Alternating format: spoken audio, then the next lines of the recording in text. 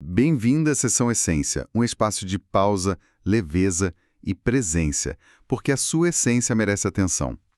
Esse episódio faz parte da série Metas com Propósito.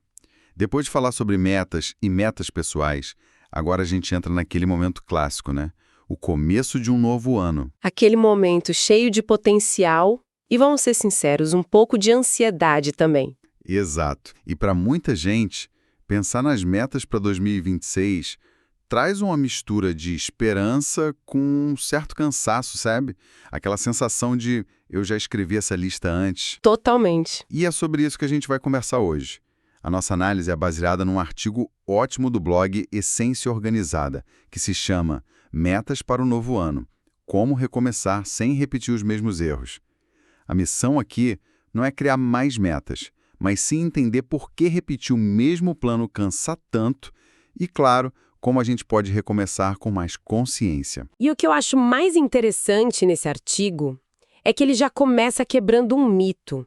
Ele diz que o problema raramente é a falta de vontade. Isso já é um alívio, né? Com certeza.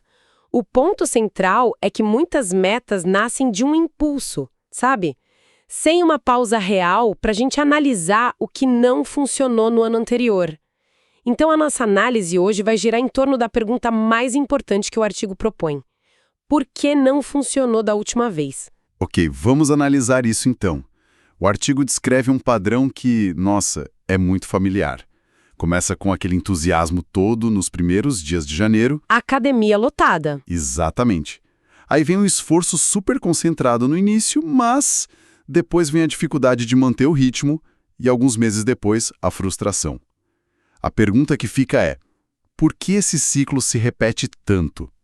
O artigo fala de uma pressão invisível de janeiro para ter a vida toda resolvida. O que é fascinante aqui é a explicação que ele dá. Não é uma falha de capacidade da nossa parte.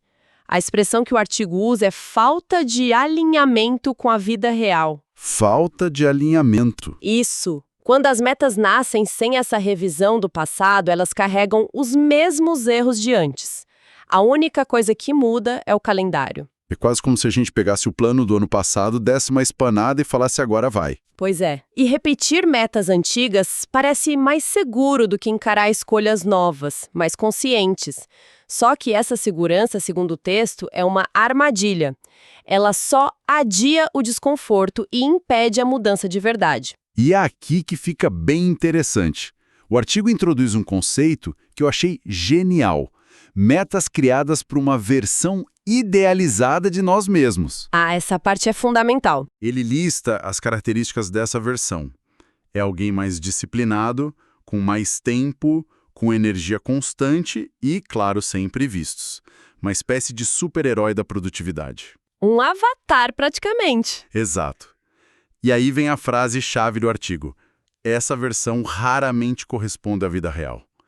Quando a meta exige alguém que a gente não consegue ser no dia a dia, a desistência é uma consequência, não uma surpresa. E a solução que o artigo propõe é tão simples que chega a ser revolucionária. É ajustar o ponto de partida. Não o ponto de chegada. Não, o de partida. As metas precisam nascer da nossa realidade atual. E isso é importante dizer, não é acomodação. O artigo chama de inteligência prática. Entendi. A empolgação de janeiro é um ótimo combustível para dar partida, mas um péssimo alicerce para construir a casa inteira, né? Perfeito. As metas precisam de uma base mais sólida do que só a empolgação do ano novo. E essa base, então, vem da pergunta que o artigo chama de essencial e transformadora. Em vez de o que eu quero conquistar, a pergunta é o que te cansou no ano que passou? Essa pergunta muda o jogo. Muda completamente.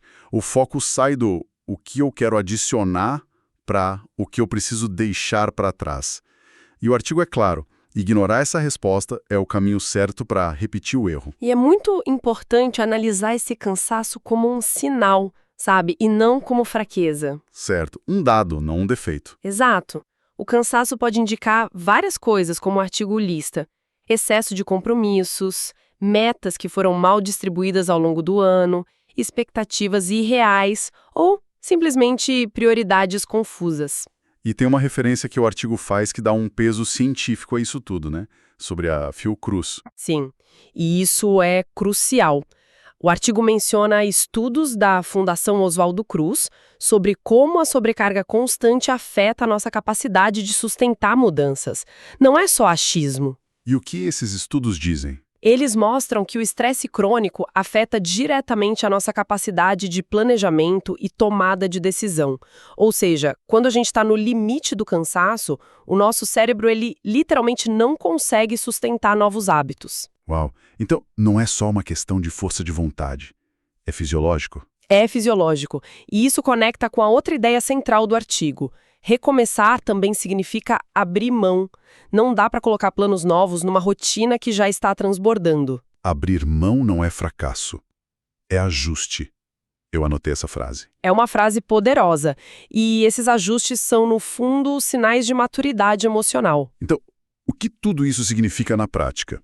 Como a gente sai do campo das ideias e transforma isso em ação? Aí o artigo faz uma distinção muito útil entre desejo e decisão. Certo. Desejo é o que a gente gostaria que acontecesse. Decisão é o... É o que a gente está disposto a sustentar, a bancar o custo. E muitas metas falham porque ficam só no campo do desejo, é isso? Exatamente. E isso levanta uma questão importante, que é a ideia de que toda decisão envolve renúncia. O custo da escolha. Isso. Você renuncia a quê? Tempo, conforto, energia, outras possibilidades. Se esse custo não for calculado e aceito, a meta já nasce fraca. Faz sentido. E por isso o artigo conclui: menos metas para o novo ano funcionam melhor quando existe clareza. E a clareza não é só sobre o objetivo, mas sobre o que você vai precisar abrir mão para chegar lá. E o que sustenta as metas quando aquela empolgação de janeiro vai embora? Adaptação. Metas sustentáveis são aquelas que já consideram os dias difíceis, o cansaço, os imprevistos. Elas não são feitas só para o cenário ideal. Ok, vamos trazer isso para um plano mais prático. O artigo tem uma seção de perguntas frequentes que pode ajudar a gente a guiar essa parte. A primeira é: como saber se estou repetindo os erros? A resposta do artigo é simples. Observe os seus padrões. Onde você costuma travar? É sempre no segundo mês? É quando a rotina aperta? O padrão revela o problema. Boa. Outra pergunta: metas precisam ser grandes? De jeito nenhum. O artigo defende que metas pequenas e bem escolhidas geram mais constância. O impacto não vem do tamanho da meta, mas da continuidade. É o famoso 1% melhor a cada dia. E a pergunta de $1 milhão: posso mudar minhas metas no meio do caminho? Com certeza. O artigo diz que sim, que ajustar as metas é um sinal de consciência, não de fracasso. Elas devem acompanhar a vida real. E a vida real muda.